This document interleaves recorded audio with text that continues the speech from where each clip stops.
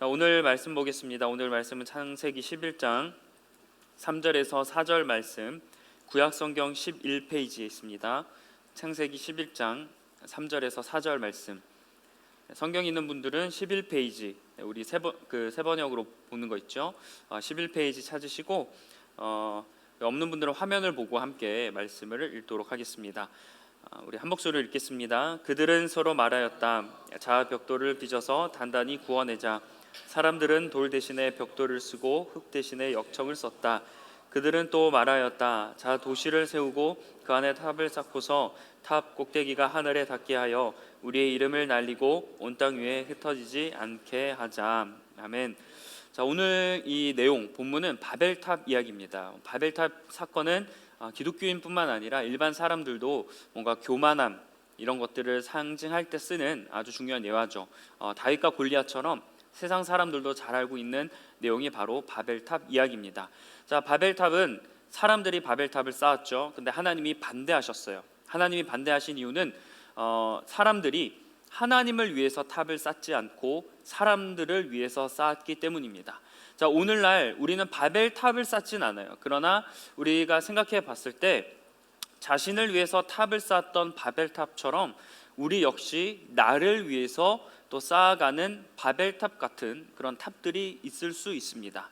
그래서 오늘 우리가 이 바벨탑을 묵상하면서 바벨탑 사건은 그냥 과거의 이야기지라고 생각을 들 수 있겠지만 바벨탑처럼 나도 나를 위해 쌓는 탑이 무엇인지 좀 발견해 보시고 오늘 다시 한번 내가 어떠한 믿음으로 살아가고 어떠한 삶을 살아야 할지에 대해서 함께 말씀을 나누겠습니다.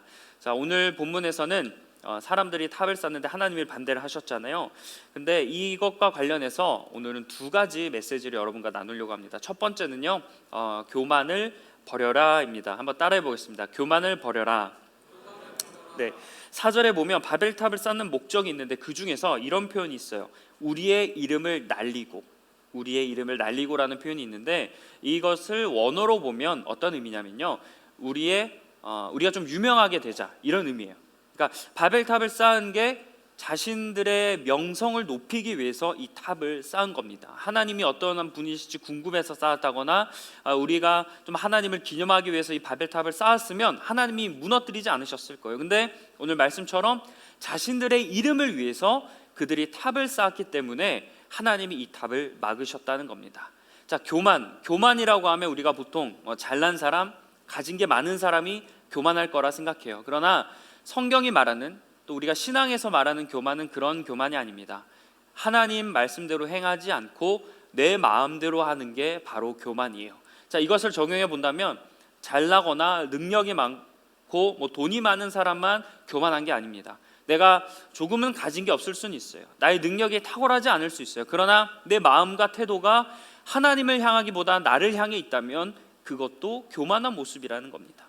겉으로 드러날 때 이렇게 어떻게 보면 좀 싹수가 없고 이런 모습이 교만한 게 아니라 겉으로는 예 막 이렇게 해도 내 마음이 하나님의 말씀에 순종하지 않는 예 하면서도 마음에서는 순종하지 않으면 그게 곧 교만이라는 거예요. 자, 하나님은 바벨탑 자체가 하나님을 무시하는 행동이었기 때문에 막으셨는데, 자, 이게 구약에서 창세기의 초반부에 어떻게 보면 나오는 말씀이잖아요. 근데 이후에 신약에서 이런 말씀이 있어요. 자, 누가복음 말씀인데 그는 그 팔로 권능을 행하시고 마음이 교만한 사람을 흩으셨으니 자, 말씀에서 하나님은 마음이 교만한 사람을 흩었다라고 합니다. 자, 이 말씀 지금 누가복음에서는 교만한 사람을 흩었다예요. 그러니까 하나님이 교만한 사람을 그만큼 싫어한다는 걸 우리가 알 수 있지만, 자, 이 말씀을 그대로 한번 우리 오늘 살펴보는 바벨탑 사건에 대입해 볼게요. 교만한 사람을 흩으셨다고 했잖아요. 자, 오늘 말씀에서 하나님이 바벨탑을 막으셨는데 바벨탑을 막으신 방법이 바벨탑을 하나님 갑자기 팍 해서 쾅 하고 무너뜨려서 하나님이 바벨탑을 막으신 게 아닙니다. 사람들의 언어를 혼잡하게 하시고 그래서 사람들이 어떻게 되면 흩어졌어요. 아까 누가복음에 보면 교만한 사람을 하나님이 이렇게 무너지게 하신다, 이렇게 좌절하게 하신다라고 하지 않고 흩어지게 하신다라고 했잖아요. 신기하게 오늘 이 바벨탑 사건에서도 바벨탑을 쌓은 사람들이 어떻게 되냐면 흩어졌다라고 말씀합니다. 자, 하나님은 교만한 사람에 대한 분명한 마음을 가지고 계신 거예요. 그 사람들을 모아두지 않고 어떻게 하는 거예요? 흩어 버리신다라는 겁니다. 이처럼 하나님은 교만한 사람들을 싫어하시고요, 그들의 모임을 흩어지게 막으시는 거예요. 하나님이 우리를 창조하셨다라는 건 우리가 압니다. 그리고 또 내가 하나님 말씀에 순종해야지 잘 알고 있어요. 그러나 정작 이렇게 알고 있고 고백하는 우리의 삶이 아까 행동이 아니라 태도와 마음과 교만이 관련돼 있다고 했듯이, 내가 과연 하나님을 정말 진심으로 섬기고 있는지, 아니면 여전히 내 마음대로 하는 교만한 마음을 갖고 있는지를 우리가 한번 잘 돌아보았으면 좋겠어요. 여전히 내 마음에는 하나님께 묻지 않고 내 마음대로 하는 행동들이 있습니다. 사람들을 기쁘게 하는 일들을 하고 하나님을 위한 기쁨을 우리가 잘 생각하지 못할 때가 있어요.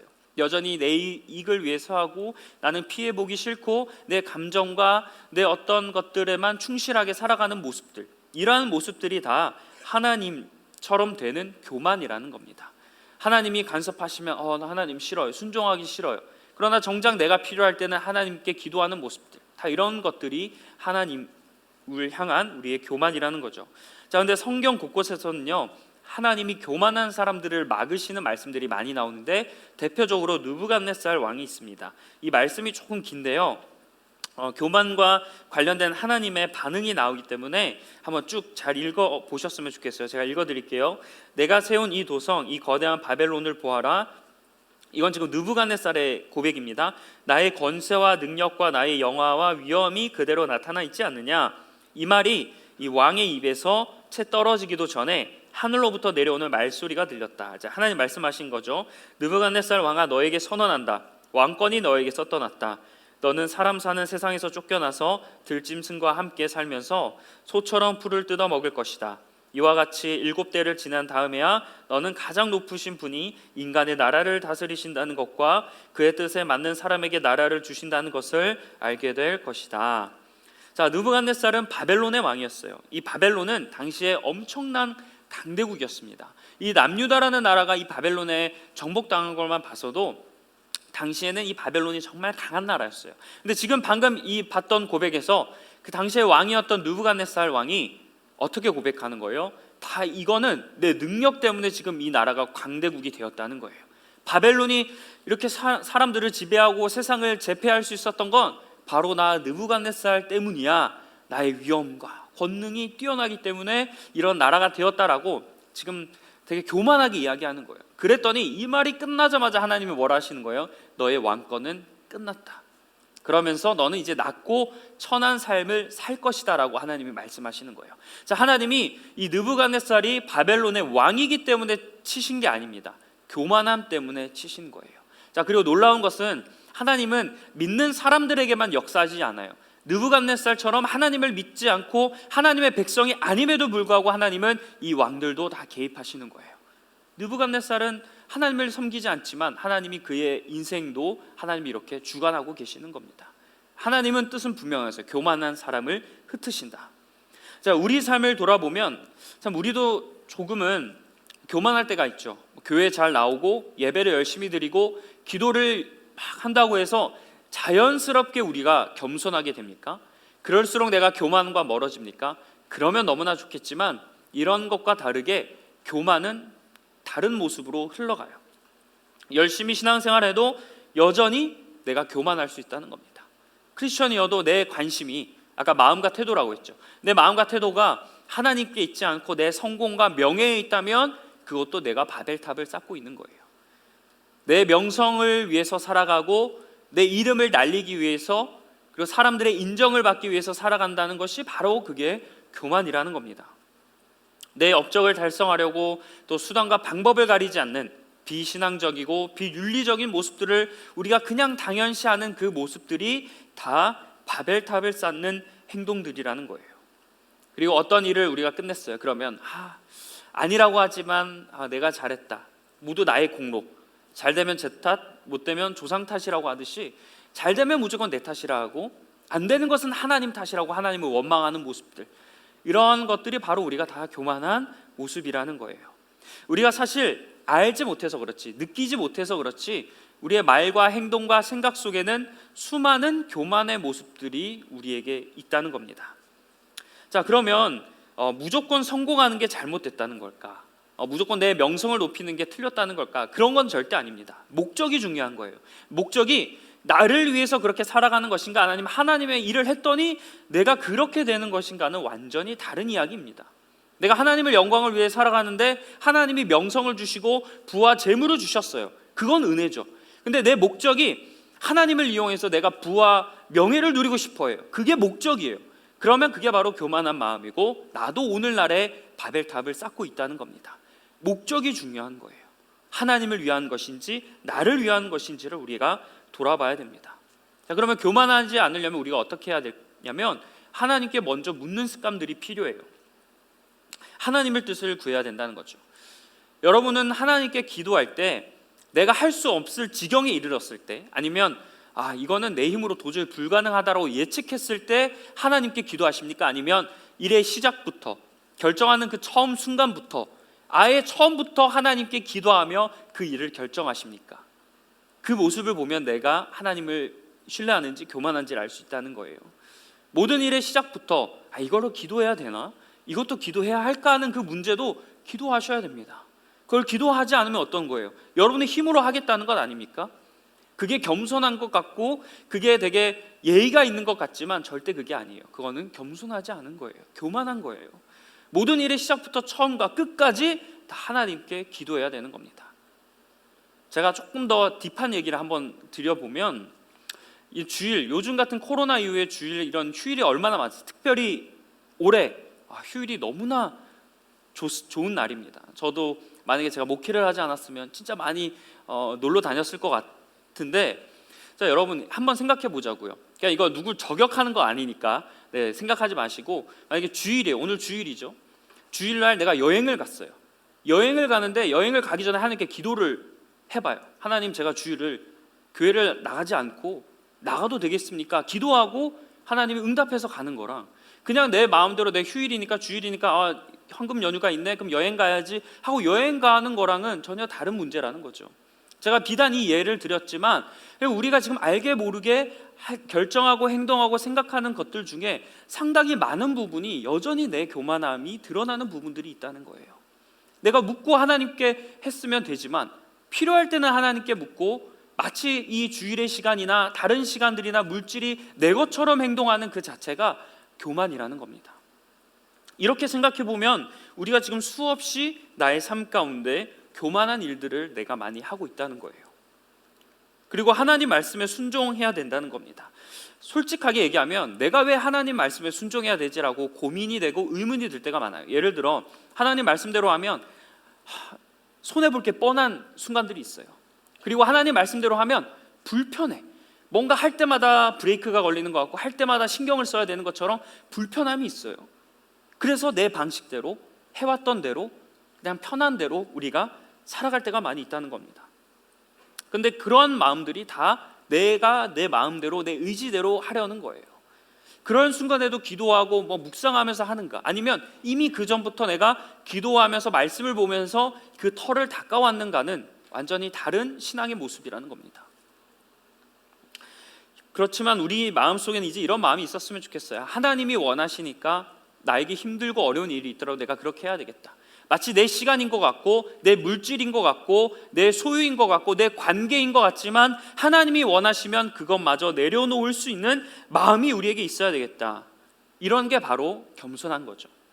그리고 나는 갖고 싶어요. 근데 하나님이 아니라고 말씀하시면 과감하게 내려놓는 거. 그리고 나는 갖고 싶지만 하나님 입장에선 이게 필요할 것인가 아닌가를 우리가 생각해 보면서 판단하는 이런 모습들, 그게 다 예수님처럼 생각하고 교만하지 않는 모습들이라는 겁니다. 그리고 우리의 기쁨이 내가 기뻐하기 위해서 또는 다른 사람이 기뻐하기 위해서 하는지, 하나님의 기쁨을 위해서 우리가 하는지를 잘 돌아보셨으면 좋겠어요. 심지어 여러분의 행동과 우리의 그런 어떠한 자랑마저도 나의 유익이 아니라 하나님의 영광이 되길 주님의 이름으로 간절히 축복합니다. 자, 그러면 왜 교만을 무조건 나쁘다고 하는 것과 의문이 들 수 있죠. 왜 하나님은 우리에게 교만하지 말라고 하시는 걸까? 자, 이게 근데 사실은 하나님 본인을 위해서 한다고 생각해서는 안 돼요. 하나님이 우리에게 교만하지 말라고 하시는 이유는 우리를 위해서 그렇게 말씀하시는 겁니다.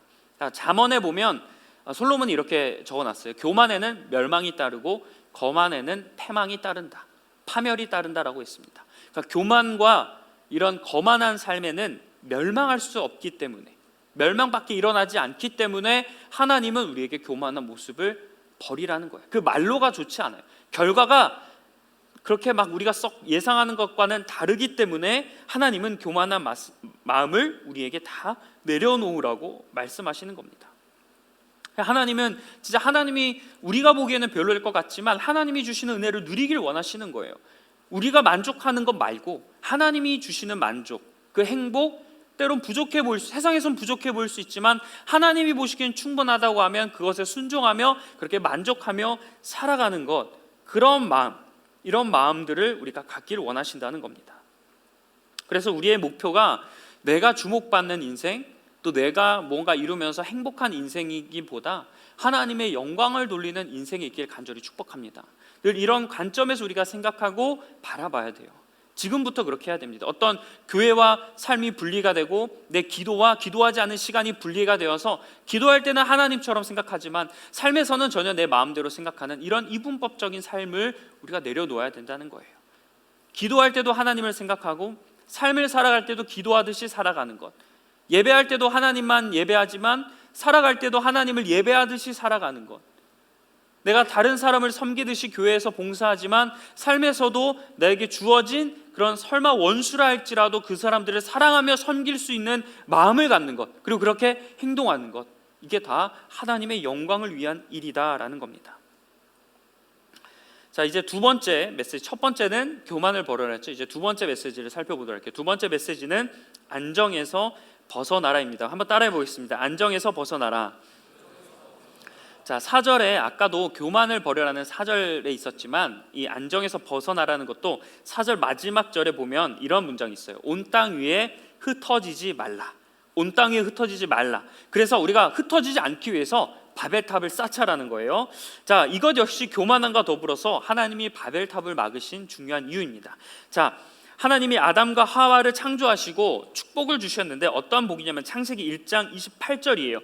자, 하나님이 아담과에게 이렇게 말씀하셨습니다. 하나님이 그들에게 복을 베푸셨다. 하나님이 그들에게 말씀하시기를 생육하고 번성하여 땅에 충만하여라. 자, 하나님이 아담과 하와에게 이 명령을 하셨어요. 생육하고 번성하여 땅에 충만하라. 자, 이것을 좀 쉬운 말로 설명하면 자녀를 많이 낳고 번성해서 온 땅에 가득 채워져라라는 의미예요. 자, 근데 하나님이 이것을 아담과 하와에게만 말씀하신 게 아닙니다. 초창기 이제 사람들이 인구가 필요하니까 아담과 너희들이 인류의 조상이잖아. 그러니까 흩어져서 사람들을 많이 낳고 해서 좀 만들어, 이런 차원에서 아담과 하와에게 말씀하신 게 아니라 이것은 하나님이 사람을 창조하신 아주 중요한 계획이었어요. 자, 그 특별히 그래서 후대에도 계속해서 하나님은 생육하고 번성하고 땅에 충만하라는 얘기를 수없이 말씀하시는데요. 그 중에 대표적인 사람이 또 노아가 있습니다. 자, 노아에게도 하나님이 이렇게 똑같이 말씀하세요. 9장 1절 하나님이 노아와 그의 아들들에게 복을 주시며 말씀하셨다. 생육하고 번성하여 땅에 충만하여라. 하나님은 똑같이 토시 하나 안 틀리고 말씀하세요. 생육하고 번성하고 땅에 충만해라.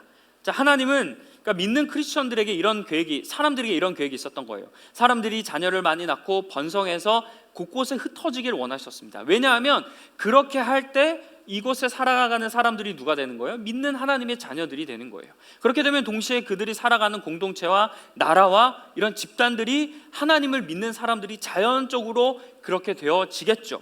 그래서 하나님은 하나님의 나라가 이렇게 믿는 사람들을 통해 생육하고 번성해서 땅이 충만해져서 하나님의 나라를 만들어가는 그런 마음이 가지고 계셨는데, 자, 근데 지금 바벨탑을 쌓는 사람들은 어떻게 하는 거예요? 흩어지라는 하나님의 말씀을 거부하고 야, 우리 흩어지지 말자, 이곳에 정착하자라고 해서 그 땅에 바벨탑을 쌓았기 때문에 하나님 입장에서는 이거예요. 아, 얘네가 내가 사람을 향한 계획과 다른 방향, 한마디로 거부를 하고 죄를 짓는다라고 하나님이 생각하신 겁니다.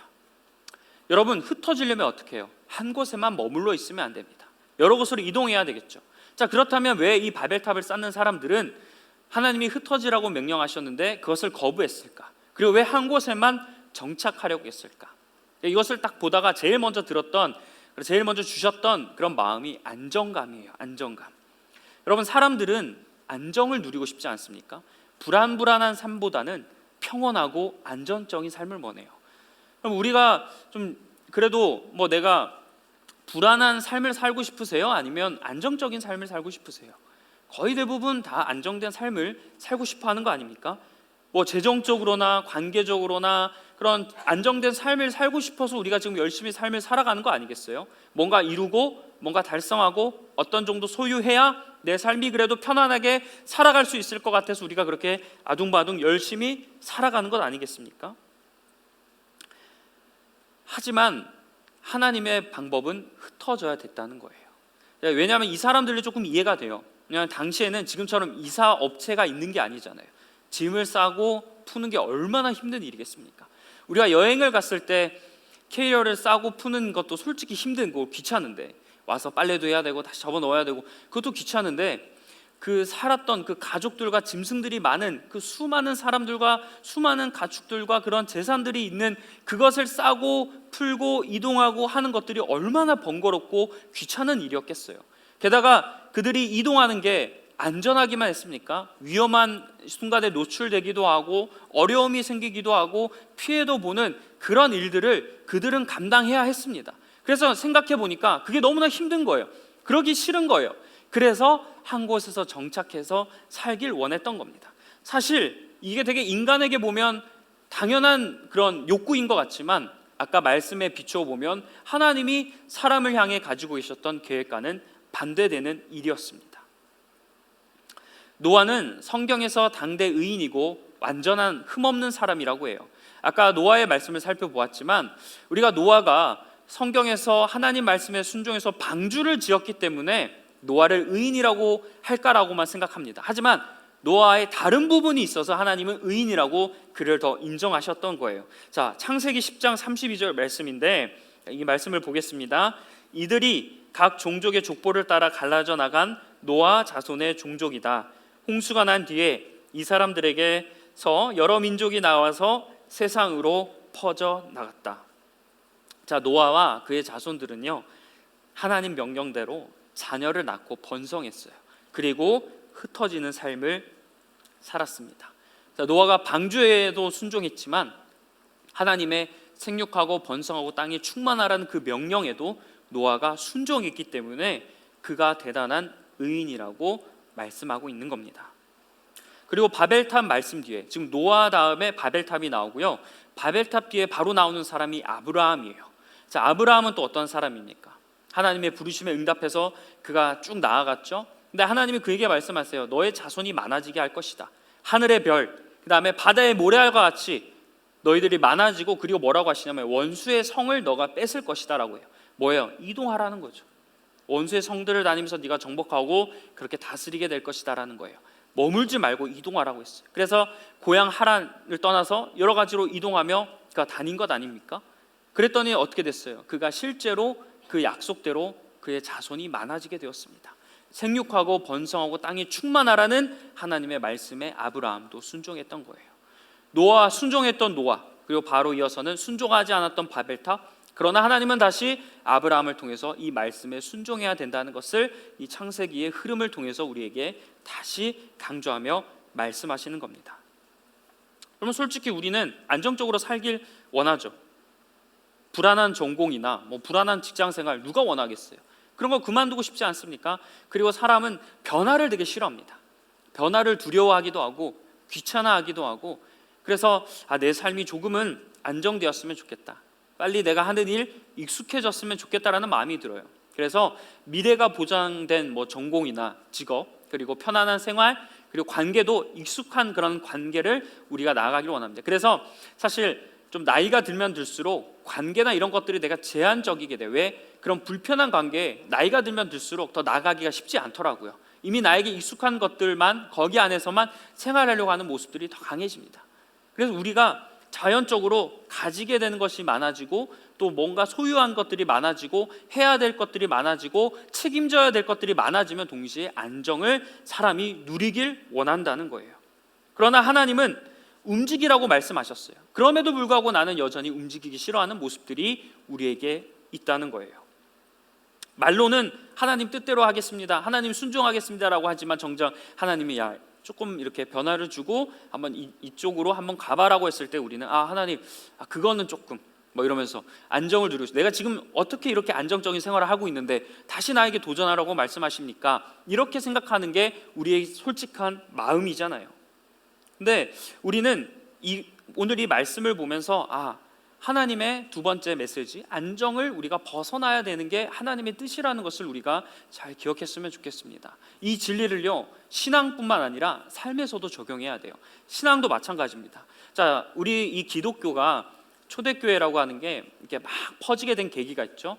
초대교회가 예루살렘에서 그 성경에 나온 사도행전에 나오듯이 막 이렇게 받았어요. 막 오순절 다락방에서 막 이렇게 성령 체험을 했어요. 근데 그들이 예루살렘에만 머물러 있었다면 그 말씀처럼 예루살렘과 온 유다와 사마리아 땅끝까지 이르러 내 증인이 되라는 그 말씀이 이루어졌겠습니까?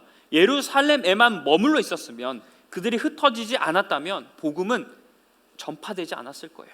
그러나 하나님은 그들이 예루살렘에 머물러 있길 원하지 않으시고 흩어지길 원하셨습니다. 그래서 실제로 흩어져서 복음을 전했기 때문에 이 시간 한국에 있는 우리에게도 이렇게 찬양하고 하나님께 경배할 수 있는 이런 복음을 접할 수 있는 거예요. 하나님은 그렇게 일하셨습니다. 실제로도 하나님은 그렇게 움직이셨다는 거예요.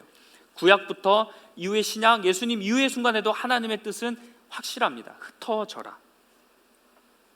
그래서 하나님의 이런 마음을 우리가 조금 기억하면서 내가 하나님 앞에 조금 순종하며, 때로는 하나님이 보내시면 그 보내신 곳에 내가 나아가겠다는 순종하는 마음이 우리에게 있었으면 좋겠어요.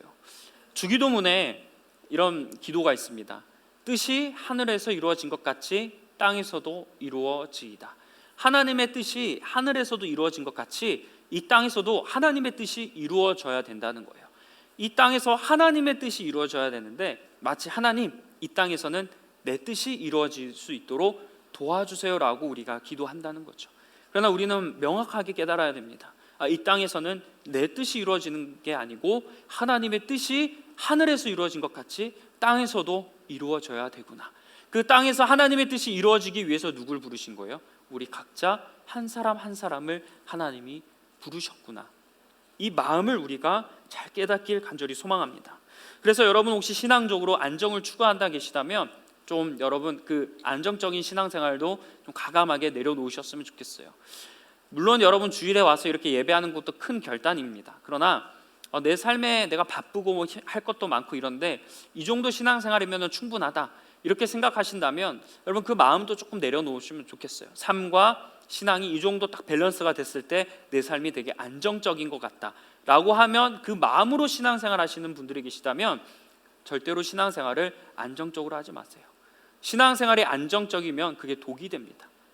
때로는 여러분 좀 불편하기도 해야 돼요. 내가 힘들기도 해야 될 때가 있습니다. 감정적으로, 시간적으로, 에너지적으로 신앙생활 하다 보면 당연히 고민도 많아지고 그 다음에 알고 싶은 것도 많아지고 더 답답한 것들도 많아져요. 그래서 안정적이면 딱 이 정도, 누가 건들지 않고 내가 보기에도 이 정도가 딱이다라고 하는 그 안정적인 신앙생활을 내려놓길 바래요. 그리고 일상도 마찬가지예요. 하나님은 때로는 새로운 기회를 통해서 우리에게 은혜를 주세요. 그러니까 우리가 지금 있는 이 자리에서 하나님이 은혜를 주시기도 하지만 이 자리가 아니라 여러분을 다른 곳으로 딱 보내셔서 그곳에서도 하나님이 은혜를 주신다는 거예요. 새로운 곳, 새로운 도전을 통해서도 하나님이 은혜를 주시고, 우리가 이렇게 고백하잖아요. 하나님, 나를 하나님의 방법으로 인도해달라고, 내 삶을 인도해달라고 기획하시죠. 그 기도가 하나님이 새로운 기회를 통해서 우리에게 성장시켜 주시는 거예요. 전혀 내가 생각하지 못한 그런 방법으로 나를 이끌고 가신다는 겁니다. 그래서 여러분, 우리가 만약에 지금 여러분의 관심이, 저와 여러분의 관심이 불안하지 않고 편안한 안정된 삶을 살고 싶다, 그래서 그런 바벨탑을 쌓고 있는 분들이 계시면 그 탑을 무너뜨리길 바랍니다. 이 정도만 소유하면 좋겠다, 이 정도만 내가 돈을 벌었으면 좋겠다, 이 정도의 생활이면 나는 너무나 만족할 것이다 라고 생각하는 여러분의 그 안정된 그런 마음들, 그런 마음을 내려놓고 하나님이 부르시고 하나님이 인도하시면 그런 안정적인 마음도 내려놓을 수 있길 간절히 축복합니다. 그 마음을 내려놓을 때 이제 하나님의 일들이 보이시기 시작할 거예요. 내가 안정을 꽉 쥐고 있으면 하나님의 말과 하나님의 행동과 하나님의 표시들이 보이지 않아요.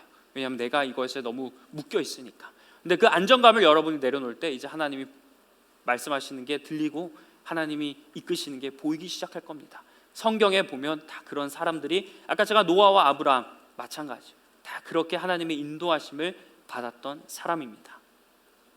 그래서 하나님을 신뢰하면서 우리가 안정을 위해 높은 탑을 쌓기보다는 하나님을 의지하면서 깊은 믿음을 쌓아가는 저와 여러분들에게 간절히 축복합니다. 이제 말씀을 맺겠습니다. 고린도전서 말씀에는요, 무엇을 먹을까 마실까, 그 다음에 무엇을 입을까, 이런 거 염려하지 말고 모든 것을 하든지 다 하나님의 영광을 위해 하라는 말이 있어요. 자, 이 말씀처럼 우리가 내가 무엇을 하든지 좀 하나님의 영광을 위해서 해야 되겠다라는 마음이 우리 마음에 있었으면 좋겠습니다. 오늘 교만을 버리고 안정을 버리라는 그런 말씀들 우리가 좀 잘 기억하면서 혹시 여러분 가운데 내가 지금 하는 일이 잘 안 풀리는 분들이 계실지도 몰라요. 제가 좀 간혹 들어서 알고 있는데 나는 이걸 원하는데 하나님이 내 기도를 계속 들어주시지 않아요. 답답하고 막 그래서 막 이게 진짜 기도해도 되는가 이렇게 막 속상한 분들이 있거든요. 이 자리에 또 다른 분들이 있을 수도 있죠. 하나님이 거짓신이거나 죽어 있는 분이셔서 그렇게 여러분을 내버려 두시는 게 아니에요. 하나님이 응답할 수 있는 능력이 없어서 여러분에게 응답하지 않는 게 아닙니다. 하나님은 그 일을 통해서 여러분이 어떤 어려움에 닥칠까 봐, 내가 보기엔 정답이에요, 내가 보기엔 이게 나한테 딱 필요해요, 하지만 하나님이 볼 때는, 나를 이끄시고 나를 다스리시고 창조하신 분이 볼 때는 그게 나를 멸망으로 이끄는 길이기 때문에 하나님이 가만히 계신 게 아니라 하나님이 막고 계신 겁니다. 근데 나는 내 입장에서는 내 뜻대로 안 되니까 하나님이 가만히 계신다고 생각하지만 하나님이 막고 계시는 거예요. 그런 분들이 계시다면 빨리 돌아서세요. 기도해도 안 되고 노력해도 안 되고 자꾸 사인은 안 된다는 사인이 들리는데 우기지 마시고 빨리 다시 돌아가시길 바랍니다. 하나님이 막고 계실 때, 하나님이 품이 아직도 있을 때, 역사하실 때 다시 돌아가세요. 그러면서 여러분 생각해 보세요. 과거 하나님이 나에게 하셨던 말씀, 그리고 하나님이 과거 나에게 보여주셨던 비전, 내 삶이 또 내 인생이 너무나 걱정된 나머지 하나님의 말씀들을 잊고 살아가다 보면 잊었던 나의 그 하나님의 응답들, 메시지들 다시 떠올려 보시길 바랍니다. 그리고 또 어떤 분들은 지금 아주 순항하는 분들도 계세요. 그런 분들 너무나 축복하는데, 근데 여러분의 순항과 여러분의 행복과 안정감이 어디서 오는지를 잘 돌아보셨으면 좋겠습니다. 고백할 때 내가 오늘 일이 잘 풀려서 나 너무 안정적이다. 내가 벌이가 좀 시원케 돼서 안정적이다. 내가 어려웠던 사람들이 없어지고 내가 자리를 옮겨서 아니면 사람들이 떠나서 내가 편안하다. 이렇게 고백하는 거랑 내가 힘들고 여전히 상황은 똑같지만 하나님 덕분에 내가 믿음으로 인해서 내 마음이 평온하다 하는 건 다른 거예요. 여러분의 안정이 어디에 있는지를 잘 바라보시기 바랍니다. 세상적인 가치 때문에 안정인 분들은 그건 절대 진정한 안정이 아니겠죠. 그리고 잘 하시는 분들 끝까지 그 싸움을 잘 이어가시길 바라요. 변질되지 말라는 거예요. 저와 여러분이 신앙적으로 변질되지 않았으면 좋겠습니다. 늘 한결같이 어떤 어려움 속에서도 성실하게 하나님을 찬양하며 나아가는 저와 여러분이 되길 주님의 이름으로 간절히 축원합니다. 여러분, 제가 마지막으로 여러분에게 자신 있게 말씀드리고 싶은 게 있어요. 이건 진짜 자신 있게 이야기할 수 있는 건 결국에는 하나님 뜻대로 돼요. 성경이 그렇게 말씀하고 있고 아마 여러분 삶에 경험하는 분들도 있고 제 삶에도 그런 경험을 하고 있습니다. 결국 하나님 뜻대로 됩니다. 더 늦기 전에, 더 나에게 더 나락으로 가기 전에 오늘 말씀 기억하며 다시 하나님께 돌아서길 바라요. 여러분, 내가 인정받고 내 명성이 높아지고 이랬을 때 내가 위대해지는 게 절대 아닙니다. 내가 높은 것을 쌓아 올랐을 때 내가 강해지는 것도 절대 아니에요. 하나님께 순종하며 겸손하게 주어진 삶을 교만하지 않고 부르심에 응답해서 이곳저곳 갈 수 있는 그 마음을 가지고 살아가는 그 인생이 진짜 강하고 위대한 인생인 줄 믿습니다. 오늘 이후부터 오늘 이 말씀을 가지고 살아가길 바라요. 청년의 때 어떻게 보면 더 도전이 될 수 있는 말씀입니다. 그런 말씀들을 기억하면서 이 청년의 시기를 잘 보내고 앞으로의 그런 인생들 가운데 훗날 우리가 하나님 곁에 갈 그날까지 오늘 이 말씀을 기억하면서 수많은 어려움과 유혹 속에서도 무너지지 않고 하나님께 영광을 돌리는 저와 여러분이 되길 주님의 이름으로 간절히 축원합니다. 기도하겠습니다.